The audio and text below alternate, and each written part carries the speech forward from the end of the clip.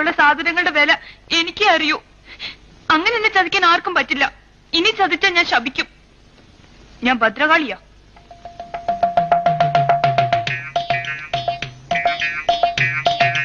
ഞാൻ ജീവന്റെ ജീവനായി കൊണ്ടു നടക്കുന്ന വിലപിടിപ്പുള്ള സാധനങ്ങൾ ഇതിന്റെ ഉള്ളില്. ആർക്കും അതിന്റെ വില മനസ്സിലാവൂല. എനിക്കേ അറിയൂ.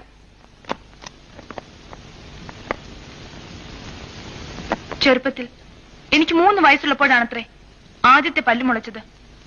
അതിനു മുൻപ് ഞാൻ പല്ല് തേക്കാൻ വേണ്ടി വാശി പിടിച്ച് കരയുമായിരുന്നു അത്രേ.